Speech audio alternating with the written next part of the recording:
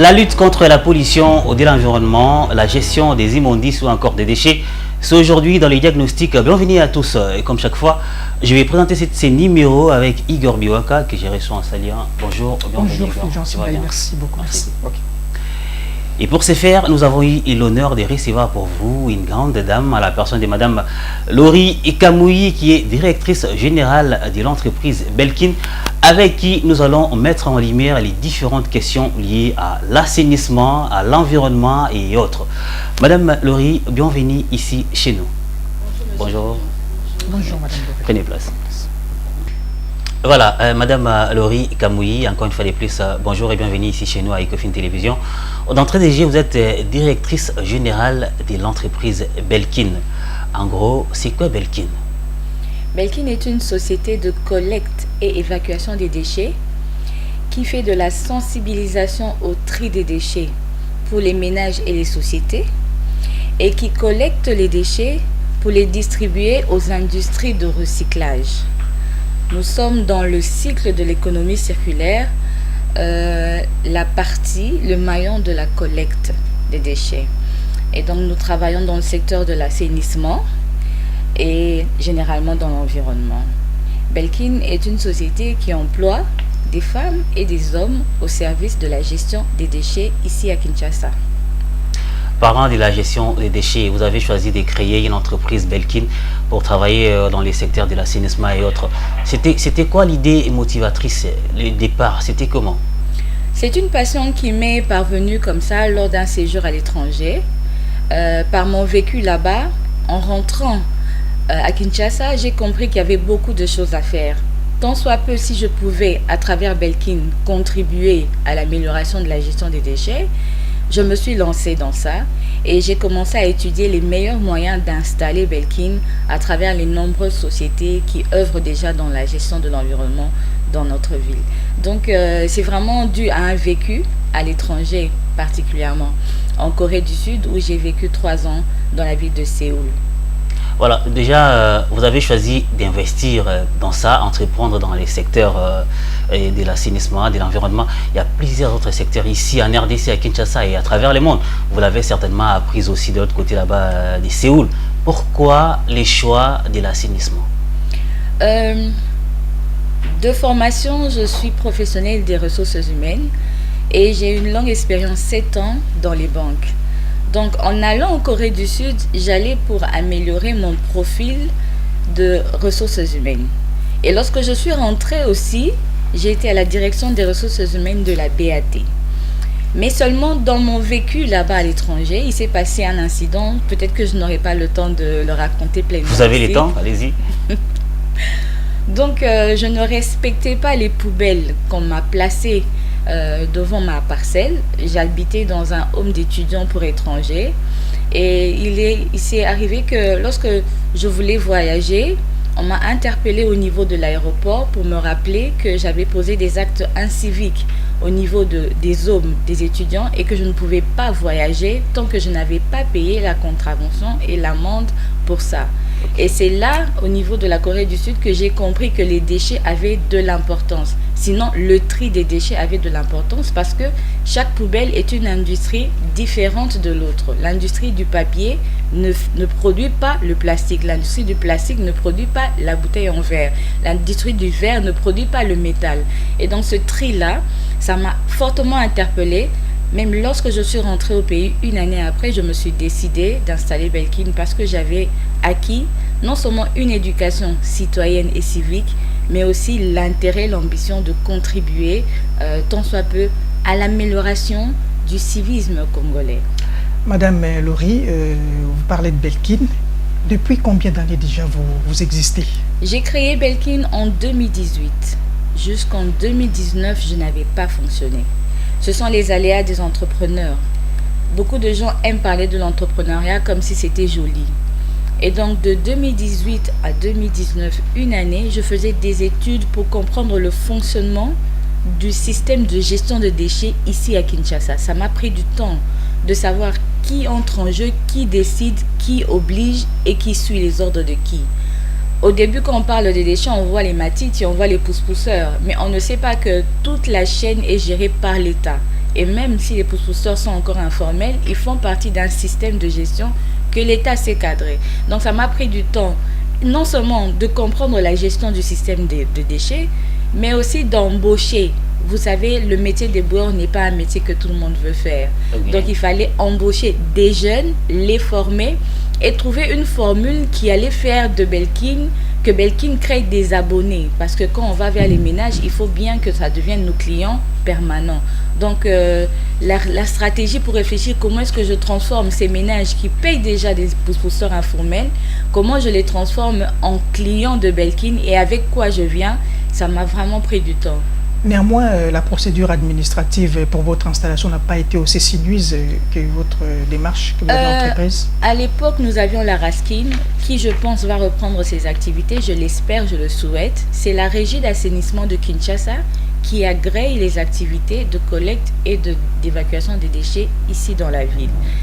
Bon, à l'époque, nous allons vers la RASKIN demander l'agrément et nous donner des orientations par rapport aux décharges de déchets, les lieux indiqués où nous devrions déposer, déverser les déchets collectés auprès des ménages. Mais maintenant qu'il n'existe pas de décharge publique, on a un problème sérieux de décharge publique qui ne sont pas disponibles et que la RASKIN a faute de fonctionnement, le système actuel est compliqué. Pour une personne qui veut entreprendre comme Belkin aujourd'hui, c'est un peu plus compliqué que moi en 2019-2020.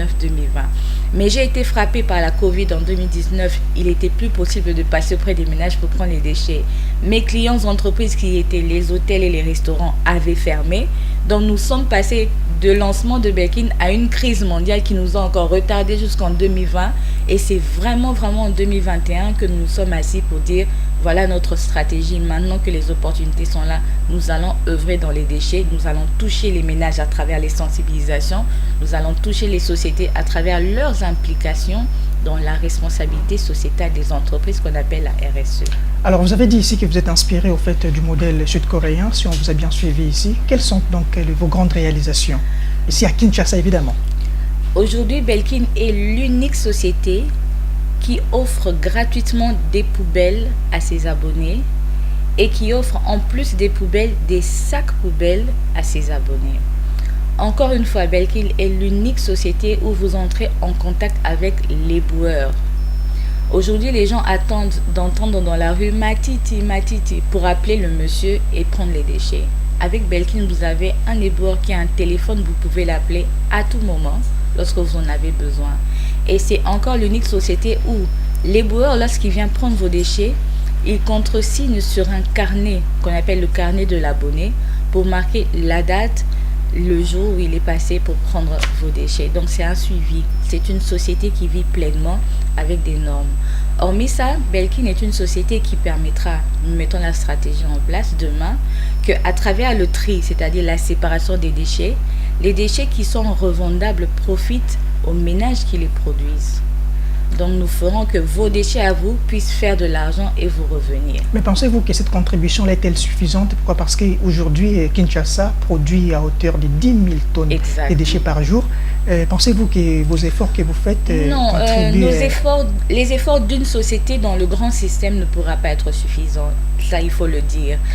Il faut commencer par des réformes au niveau de la gestion des déchets, au niveau de l'assainissement. Je pense que ce pouvoir-là requiert de l'État, qui a le pouvoir régalien, de créer une sorte d'obligation des ménages à respecter des normes d'hygiène publique. Si déjà on sait que si M. Fulgence jette une bouteille de plastique dans la rue et qu'il doit en payer par exemple 5 000 francs ou 10 000 francs d'amende, M. Fulgence ne voudra pas payer cette amende, donc il ne voudra pas jeter cette bouteille. Sans pour autant vous interloquer, vous avez parlé, c'est que vous sensibilisez aussi la population, mais certainement il revient également de votre Notre sensibilisation, c'est pour notre intérêt, c'est pour que nos déchets puissent être bien collectés. Mais la sensibilisation au niveau de l'État, c'est des lois qui permettent aux industries comme aux civils comme nous de respecter les normes d'hygiène de la vie. Il faut qu'on ait des normes d'hygiène. Il faut que le Quinois sache qu'on ne fait pas pipi dans la rue, qu'on ne jette pas la bouteille dans la rue, qu'on ne jette pas le sachet, qu'on ne crie pas dans la rue. Ce sont des normes de vie qu'on n'a pas encore indiquées, pas seulement à Kinshasa, mais aussi dans plusieurs villes de la RDC. Ces normes-là forment le social d'une société. Si on n'a pas ça, les petites sociétés comme les nôtres, elles pourront bien se battre dans la sensibilisation des déchets, mais au niveau au haut niveau, si rien n'est impliqué, si rien n'est dit, on se battra comme ça un peu plus longtemps. Si l'État nous soutient, ou bien si nous soutenons l'État, parce que c'est une action assez de coalition, il faudra bien que le Congolais ou le Kinois change de mentalité et de mode de vie. La mentalité, c'est un mode de vie. Bon, déjà, vous faites certainement face à la concurrence. Notamment, vous avez dit, vous avez ce que vous faites des particuliers par rapport à d'autres entreprises qui évoluent dans le même secteur que vous. Actuellement, il y a les slogans Kinshasa et Zobonga avec les gouverneurs de la ville de Kinshasa où on prend un Kinois, on l'embauche moyennant $5 les jours pour l'assainissement et autres. Comment faites-vous face à cette concurrence ou bien comment est-ce que vous trouvez déjà cette approche?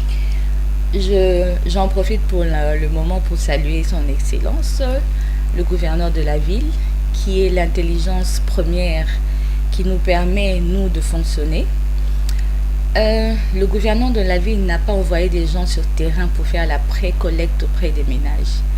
Il a embauché des gens sur terrain pour faire le nettoyage des espaces publics. Il faut bien faire la différence. Ce ne sont pas ces jeunes-là qui fonctionnent à $5 par jour qui viennent prendre vos déchets chez vous. La pré-collecte reste de l'acabit des sociétés privées qui font de la pré-collecte. Cette partie du service de l'assainissement, l'État collabore avec les sociétés privées. Mais l'État peut prendre des initiatives de sa part pour améliorer l'assainissement public, puisque les espaces publics appartiennent à l'État. Vos déchets et mes déchets dans ma maison m'appartiennent, vous appartiennent, ça n'appartient pas à l'État. C'est comme ça qu'on a fait des strates de pouvoir. Mais voilà, j'en profite pour l'instant pour dire, parce que je sais qu'après l'assainissement des voies publiques, le gouverneur voudra bien travailler avec les sociétés qui font la pré-collecte auprès des ménages. Belkin est décidément engagé dans ça. Est-ce que vous arrivez de quantifier les déchets que vous collectez auprès de ménages? Exact. À combien ça? Un ménage fait 50 kilos de déchets, dont 40 de déchets organiques et 5 de plastique. 50 kilos, c'est pour... attendez, 50 kilos, c'est les mois. C'est le mois, okay. Et combien vous collectez le mois, une extension? Pour l'instant, on ne peut pas le dire parce que c'est une donnée qui va faire que... économiquement, les gens viennent soit créer des marchés, soit concurrencer. Je ne peux pas le dire là.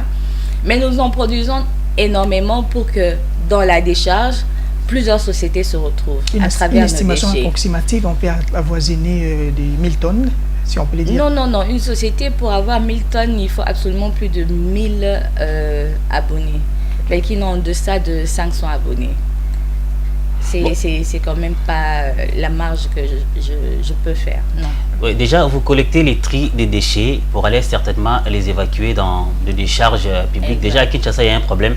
Il n'y a pas de décharges dans toutes les communes. Moi qui vis en Galima, notre décharge, c'est vers Kintambo, si je m'abuse, vers l'hôpital. D'ailleurs, elle est fermée. Fermée. D'ailleurs, j'ai vu, on est en train de construire quelques immeubles de l'autre côté là-bas. Bon, vous partez les décharger où? Et après, là-bas, quel suivi faites-vous pour que ces déchets-là ne restez pas là pour polluer l'environnement? Très bien. On a des initiatives. Aujourd'hui, si l'État ne vend pas le pain, il y a des boulangers privés qui le font.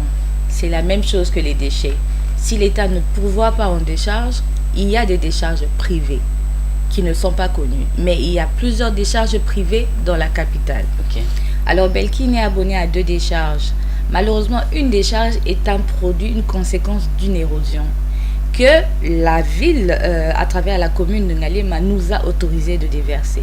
Dans cette décharge-là, les déchets comblent le sol pour permettre de refréner les actions de l'érosion.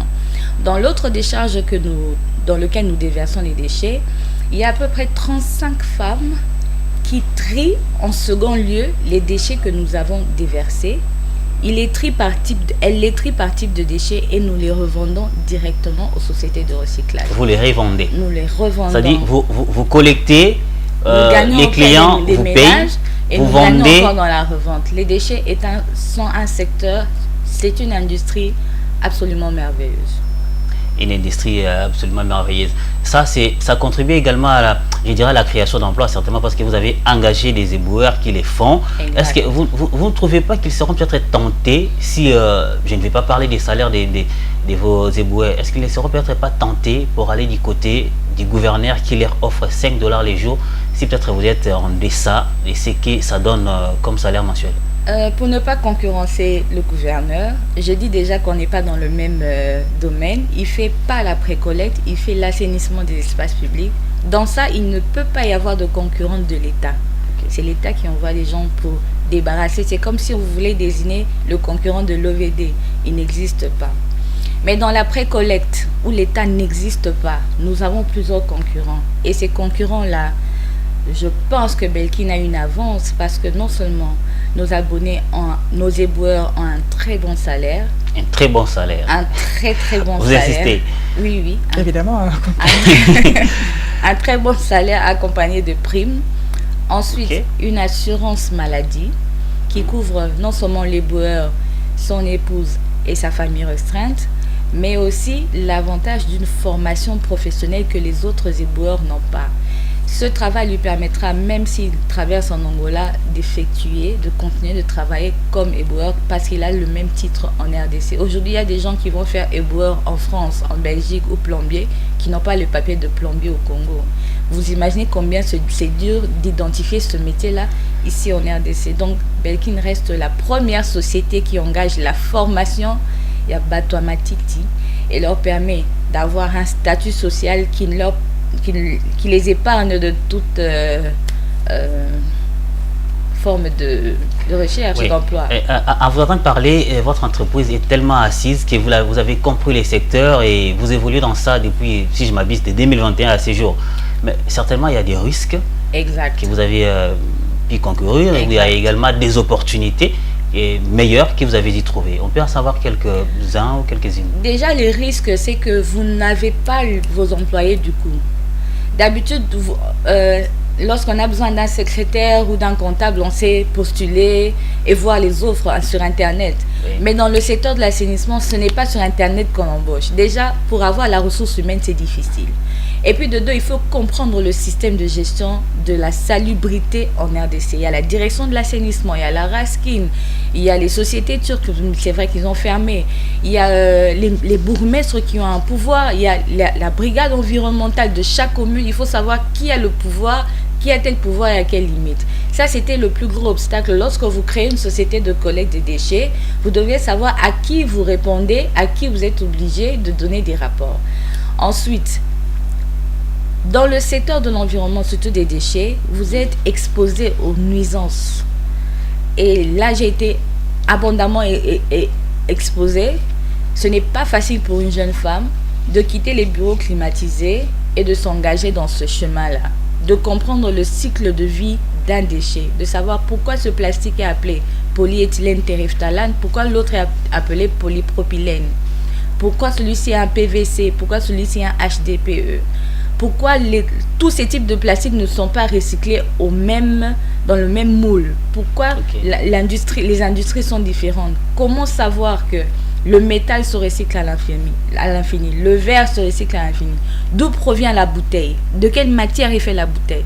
Tout ça, ce sont des connaissances qu'il faut se prévaloir. Lorsque vous entrez dans le secteur du recyclage, vous devez savoir à qui vous revendez exactement les déchets. Donc, il y a des gens, vous avez entendu parler des gens qui passent devant chez vous qui disent « Ma bende todo somba ». Ce sont des pousse-pousseurs, ce sont des collecteurs de déchets métaux. Oui. Mais ils ne paraissent pas comme des éboueurs, ils paraissent comme des acheteurs de métaux. Et pourtant, c'est un déchet qu'ils collectent. Mais où va-t-il livrer ce métal-là? Pourquoi il y a des éboueurs, on constate, pousse, et ça car un carton, à même carton. Est-ce qu'il y a des gens qui se sont posé la question où vont ces éboueurs avec autant de cartons? C'est-à-dire, il y a un système, il y a une industrie, moi j'appelle ça l'industrie du déchet. Et quand vous entrez dedans, il faut avoir la connaissance. Le deuxième obstacle, ce sont les financements. Vous n'avez pas nécessairement un fonds de financement de déchets ici à Kinshasa, en RDC. Vous n'en avez pas. Vous allez vous agripper aux différents fonds qui existent. Et même, vous devez être affilié, par exemple, à l'ANADEC pour avoir la chance d'avoir les fonds du FOGEC ou bien appartenir à la FEC pour pouvoir plaider dans le patronat pour connaître quelles sont les opportunités des entreprises similaires aux vôtres. Donc, il faut avoir la technicité pour comprendre comment et où obtenir des financements. Non, d'habitude à Kinshasa, je pense dans d'autres villes aussi, tout entrepreneur dépend d'abord de lui-même. Il faut avoir son argent pour pouvoir entreprendre. Ça prend du temps de créer des statuts, il faut aller au guichet unique, ça prend du temps d'installer un bureau. D'habitude, on commence d'abord à la maison, après 5-6 mois, on cherche un bureau. Lorsqu'on a un client, on estime est-ce que ce client peut payer un loyer. C'est tous ces aléas-là, surtout quand on est femme. Et quand on est femme à Kinshasa, ce n'est pas donné. Il faut se battre encore doublement parce qu'il faut prouver que c'est possible de le faire, même en étant femme. Il y a des gens qui disent moi ça coco pousse à pousse ou thé, le travail est dédié aux hommes. Ce sont des choses pour lesquelles on se bat et parfois ce n'est pas facile. Mais les opportunités sont énormes parce que les industries, c'est-à-dire les sociétés qui recyclent, quand je parle des sociétés qui recyclent, ce ne sont pas les sociétés qui séparent les déchets, ce sont les sociétés qui transforment ces déchets. Elles sont énormes et nombreuses en RDC. Vous pouvez quand même dérouler quelques-unes de ces opportunités. J'ai eu la grosse opportunité d'entrer dans le programme de Kintoko. Alors, OK Place m'a offert la possibilité de prendre les déchets plastiques auprès des ménages et de revendre directement dans les conteneurs de Kintoko que vous voyez par-ci par-là dans les communes. C'est une grosse opportunité qu'une société de précollecte puisse contracter directement avec une société qui recycle. Et j'ai eu plusieurs opportunités, même au niveau de la FEC, de voir qu'il y a d'autres sociétés qui sont dans le même domaine que moi, mais qui n'exploitent peut-être pas les mêmes choses que moi. Et ce réseautage-là, ça permet à une société de grandir tant en stratégie qu'en réseau.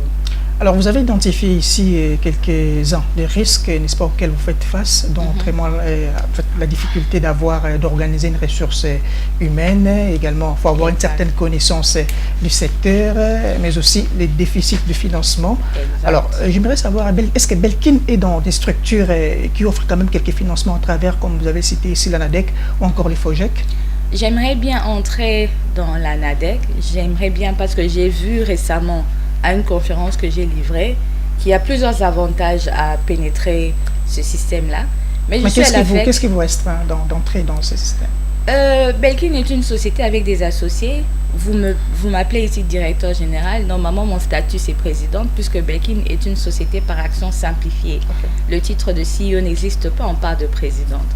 Donc, pour prendre une décision en société, il faut se confier d'abord au board des associés, qu'ils identifient les opportunités, les menaces, qu'ils adoptent et valident avec moi, comme ça j'irai. Moi, j'aimerais bien. Mes associés, on sont encore en train d'étudier la chose. Est-ce que nous devrions entrer dans la NADEC? Est-ce que nous devrions rester à la FEC seulement? Donc ces doutes-là signifient à plus forte raison que vous n'avez pas les déficits de financement. Donc vous avez assez dans votre paquet que vous n'avez pas forcément envie d'entrer dans la NADEC. Aujourd'hui, même le plus riche d'entre nous demande toujours du financement. En RDC, bien sûr. Donc, si même l'État est endetté par les bailleurs étrangers, à forte raison, comment Belkin se bomberait la poitrine pour dire on n'a pas besoin de financement? Non, on a toujours besoin de financement, mais il faut identifier les meilleurs canaux de financement. Il ne faut pas se lancer comme ça. C'est l'erreur de plusieurs entrepreneurs. Ils s'engagent sans savoir que la contrepartie est très engageante. Moi, je préfère... J'aime bien, je suis à la FEC et ça nous permet de nous épanouir au niveau du réseau. Il est vraiment compact, il est bien fait. Après, il n'y a pas que la FEC, il y a le FOGEC, il y a aussi les fonds pour l'entrepreneuriat des jeunes qui est disponible. Il y a les fonds pour l'entrepreneuriat des femmes. Il y a plusieurs fonds. Maintenant, il faut savoir lesquels nous profitent le mieux. Nous qui œuvrons dans le secteur de la salubrité, nous ne sommes pas dans le commerce, nous ne sommes pas dans la vente de je ne sais quoi, nous sommes dans le service et le service à la personne. C'est-à-dire, on vient aider la personne à évacuer ses déchets. Et nous sommes contrôlés tout au bout de la chaîne. Je parierais que Belkin serait peut-être parmi les rares sociétés qui payent ses droits fiscaux. Je paye, je suis redevable et je vais à la DGI déclarer mes impôts. Ça veut dire quelque part, je suis fortement engagée au respect des lois de l'assainissement. Et vraiment, tous ces organismes-là, je suis ouverte à ça. Simplement, il faut savoir lequel nous profite le mieux. Il ne faut pas se lancer dans tous les fonds disponibles. Mais ce n'est pas aussi un exercice aussi sinueux qui ne va pas vous permettre quand même d'avoir un choix optimal sur ces structures. Lorsqu'on veut avoir un fonds, il faut avoir un programme de fonds. Ça, je le répète encore pour les entrepreneurs qui me suivent. Lorsque vous voulez avoir des fonds, il faut savoir... Ces fonds-là sont destinés à quel programme dans votre société? Si ces fonds-là ne sont pas affectés à un programme, vous créez des fonds pour vos propres problèmes. il faut être très prudent avec les fonds. C'est comme lorsqu'on va en banque demander du crédit. La banque fait une batterie de contrôle pour savoir est-ce que vous êtes éligible, est-ce que. Il y a des gens qui ne sont pas éligibles au fonds de l'État congolais. Plusieurs sociétés congolaises ne sont pas éligibles au fonds de l'État congolais parce qu'elles n'ont pas les normes, elles n'ont pas rempli les obligations qu'il faut. Comment quelqu'un qui ne paye pas les fiscs pourrait prétendre avoir un fonds? Comment quelqu'un qui n'a pas de bureau, qui n'a pas les papiers de société, identification nationale, RCCM, ONEM, tout ça là, peut aller demander des fonds? Ça demande du temps à une société d'exister, d'avoir un chiffre d'affaires pour estimer que le fonds que je demande, que ça vienne en subvention, en prêt, en crédit, que ce fonds-là est capable de tourner chez moi et de produire et que je puisse être remboursable. Alors, vous parlez de la fiscalité. Oui. Bien d'entrepreneurs congolais disent ici que la fiscalité congolaise est un tout petit peu lourde. Comment vous jugez au fait la fiscalité dans votre secteur? En effet, elle est lourde dans le sens où lorsque vous commencez un business, le mois qui finit votre début là, déjà on vous facture. C'est ça. J'aimerais bien profiter aussi de l'émission pour demander aux autorités de nous accorder des exonérations en termes fiscaux pour nous permettre de fonctionner tant soit peu, de créer l'existant et puis après un temps pour maintenant être redevable envers l'État. Ce n'est pas normal que vous ouvrez une boutique ou un magasin ou un service et que directement après les agents de l'État viennent vous faire des contrôles et vous facturer. Il faut un temps de production minimum du chiffre d'affaires pour permettre surtout aux sociétés naissantes qu'on appelle les start-up à trouver leur modèle économique surtout pour pouvoir avancer. Ça nous manque. Et on n'a pas des fonds qui engagent les start-up dans ce pays. Dans d'autres pays en Europe, l'État prend en charge tous ces start-up, les accompagne même pour leur permettre de bien s'installer. Après, elles seront redevables à l'État. Donc, c'est vraiment ça. La charge fiscale est lourde, non seulement pour les sociétés de services, mais aussi pour les commerces et autres. Quand vous importez des biens, quand vous importez même de la compétence, c'est des licences à signer au niveau des banques. C'est pas vraiment facile. Pour une personne qui ne connaît pas ça, la société tend à fermer. C'est comme ça que beaucoup de jeunes ferment leur société aussi. Parlant des financements, parce que vous avez parlé des structures FOGEC, Canadec et autres, est-il vous est déjà arrivé d'essayer de postuler dans un projet international pour obtenir un financement? Belkin est la gagnante et représentante, même ambassadeur de Enabel dans le monde. Nous avions gagné le prix AWA 2023, qui est un prix décerné aux femmes qui œuvrent dans le secteur de l'environnement. Nous avons postulé, avec ce que nous avons comme existant, nous nous sommes sentis capables de postuler à ce trophée-là et nous l'avons réussi. J'ai été décerné mon trophée en Belgique par la reine elle-même. Ça veut dire qu'au niveau international, je suis accompagnée par l'agence Enabel pour produire un peu plus de technicité de Belkin ici à Kinshasa. Pour ce prix-là de 1. Au niveau local, j'ai gagné le prix Citypreneur. C'est un prix que l'hôtel de ville a décerné à toutes les sociétés qui se sont distinguées dans la gestion de la salubrité. Nous étions à 10 et 3 ont eu une cagnotte. Nous, le reste, nous n'avons pas eu de cagnotte nécessairement, mais nous avons été reconnus comme lauréats de Citypreneur, qui dit que ces sociétés-là sont des modèles en termes de gestion de la salubrité. Parce que l'État, je le répète, pour la précollecte, collabore toujours avec les sociétés privées. Il n'y a pas encore eu de décision jusque-là d'une société de l'État qui vient prendre les déchets chez vous et chez vous. Ça restera toujours une société privée. À l'époque du gouverneur André Kimbuta, quand il était gouverneur de la ville de Kinshasa, il y avait un projet international pour l'assainissement. Un projet avec un bon chiffre et qui n'est pas arrivé à sa fin, à terme. Oui. C'était notamment à cause, je ne sais pas dire quoi, vous en savez peut-être certainement un peu plus. Est-ce que vous pensez qu'avec cette allure, les organismes internationaux pourront encore venir investir ou bien vous soumettez des projets et puis que ces organismes financent à grand chiffre vos différents projets? Les organismes internationaux financent des pays, pas nécessairement des personnes. C'est vrai que le projet a été sur la table de M. Kimbuta en ce moment. Mais la lecture, c'est que l'Union européenne a financé la RDC. C'est ça la lecture. Mais après, les acteurs du projet ont peut-être mal négocié ou bien mal géré le projet. Mais les bailleurs sont toujours disposés à aider les pays, surtout les pays en voie de développement qu'on appelle. Donc, il y a toujours une aide au développement qui est disponible pour les pays comme les nôtres. Elles ne sont pas découragées, ces sociétés-là, ils ne sont pas découragés, ces organismes-là. Non, non, non, qu'on se détrompe. Il y a encore beaucoup d'argent, si on peut même en calculer, on ne s'arrêtera pas ici. Seulement, la technicité de la gestion des projets est un problème en RDC. Nous espérons que l'actuel gouverneur, M. Bumba, puisse mener à terme le projet qu'il a conclu avec les bailleurs de fonds. Si ce projet a beaucoup d'argent, ça veut dire qu'il créera beaucoup d'emplois, qui permettra à ce que la salubrité puisse prendre forme à travers aussi les lois, puisque le financement, ce n'est pas seulement le matériel, c'est aussi au niveau légal, d'investir des lois qui permettraient que la ville puisse adopter cette mentalité qu'il cherche.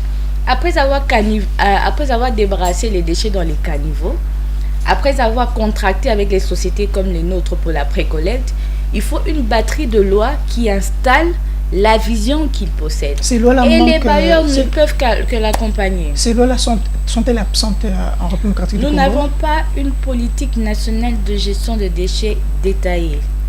Nous avons une loi cadre de l'environnement qui dit de manière prudentielle les rôles des uns et des autres. Aujourd'hui, la loi ne dit pas que si monsieur Fulgence jette un sachet dans la rue, il doit ça à l'État, il doit ça à l'environnement. Donc, ces dispositifs-là manquants permettent même que les sociétés comme les nôtres ne savent pas nous imposer auprès des ménages.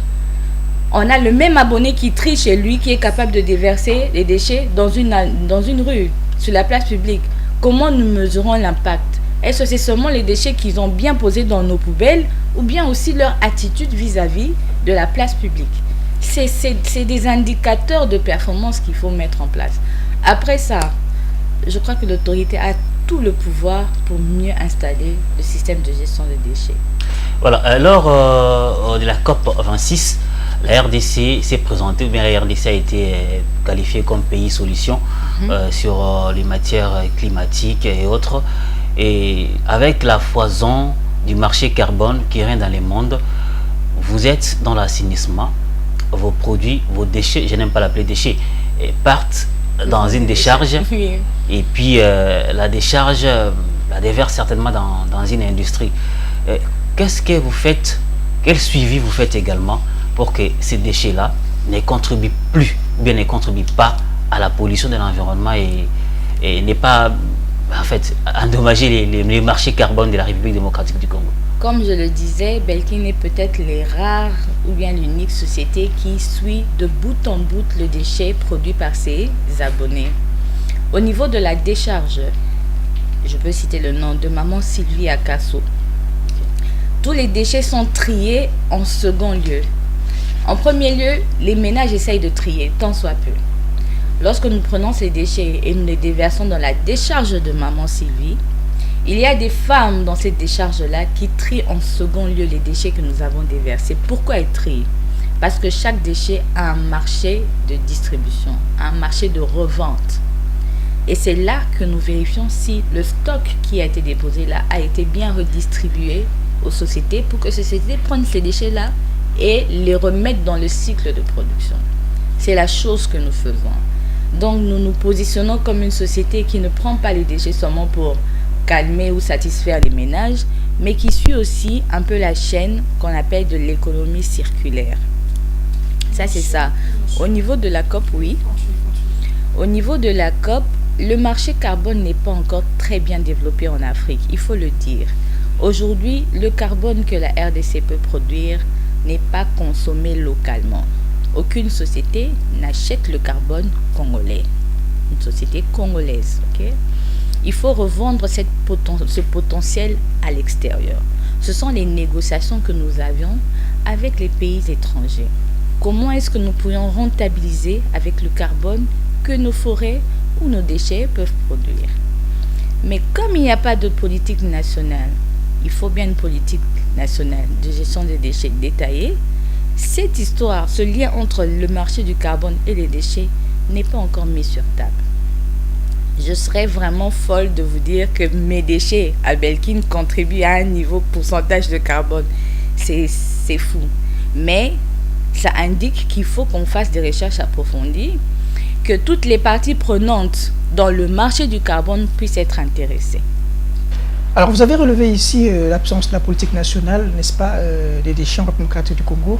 On aimerait bien savoir quelles sont en fait les recommandations, encore vos propositions que vous faites à l'État congolais au-delà de l'absence de ce cadre légal qui manque à la République démocratique du Congo pour bien évidemment gérer donc ces déchets. Je pense qu'il faille que les sociétés comme Belkin et les autres se réunissent en consortium de sociétés comme partie prenante à l'élaboration de cette loi. Parce qu'une loi doit être relative à l'existant et doit refléter la vision des choses qui se passent déjà. Donc nous sommes une grosse partie qui doit intervenir dans l'élaboration de cette loi. Nous pourrions avancer vers l'autorité sous forme de mémo pour proposer nos solutions, pour proposer nos inputs et dire nous sommes disponibles à cette hauteur dans la réflexion d'une politique nationale de gestion de déchets qui envisage dans un certain laps de temps, par exemple 5-10 ans, ce que la RDC pourrait devenir. Ça, c'est ce que nous pouvons faire. Mais nous ne pouvons pas nous dire l'État traîne pour créer la loi, nous allons nous-mêmes le faire. Non. Nous avons vraiment cette volonté et d'ailleurs, c'est la raison pour laquelle beaucoup d'entre nous sont dans les patronats comme la FEC pour signifier à l'État que nous nous approchons de vous. Essayez aussi de vous approcher de nous. Mais qu'est-ce qui vous manque pour entreprendre cette démarche-là? Donc s'organiser en consortium et puis aller déposer votre mémo auprès de l'État. Nous sommes déjà un consortium. Belkin fait partie du consortium EcoBetu. Il y a plusieurs consortiums à différents degrés. Et donc nous sommes déjà dans un consortium. Et d'ailleurs ce consortium EcoBetu va avancer pour voir le gouverneur de la ville, M. Daniel Bumba, pour proposer des solutions de la part des sociétés qui font la précollecte des déchets auprès des ménages. Voilà, Madame Laurie, nous sommes en train d'échiter. Le temps nous est vraiment très court. Pourtant, la matière est tellement si grande et si envieuse.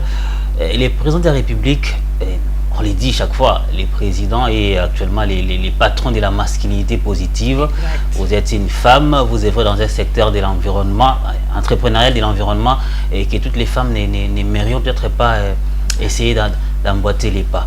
Et tant que femme, vous êtes dans ça, vous évoluez et vous tenez à ce que vous continuez dans ça.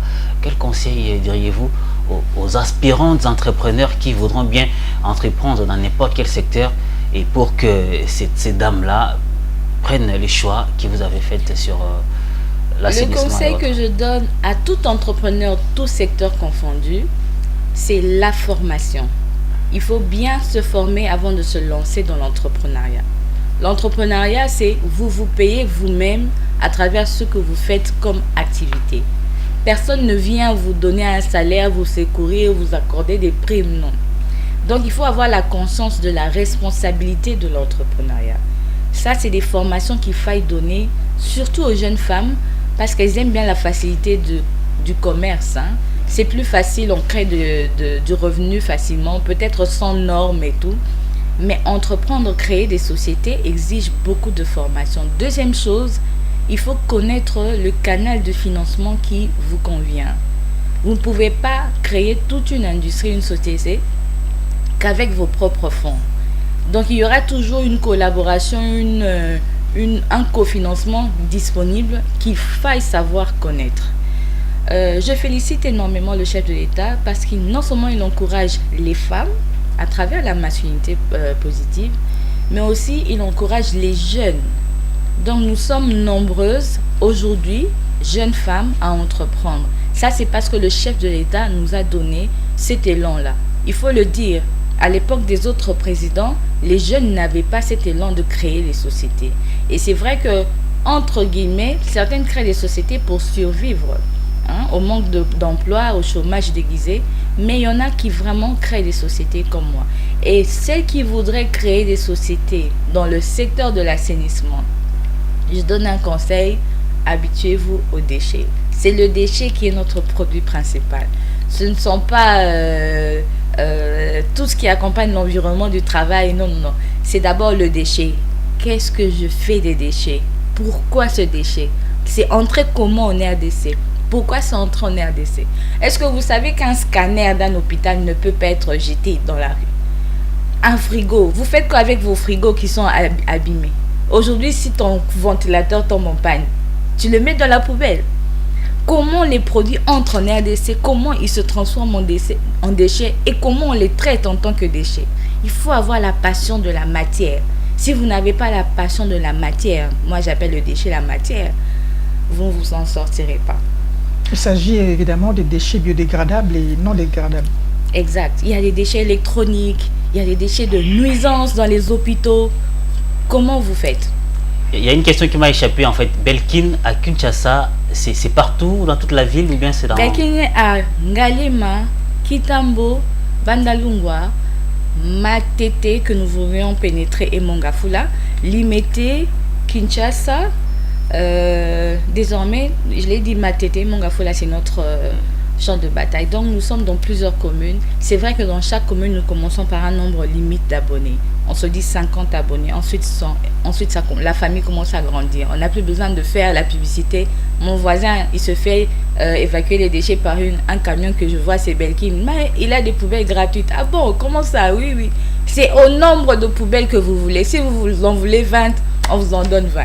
Mais l'abonnement, là, puisqu'on est passé outre, c'était... Voilà, dans différentes communes, c'est différent pouvoir d'achat. Voilà. Le plus petit pouvoir d'achat que nous avons fait, c'est $3 le mois. Ok.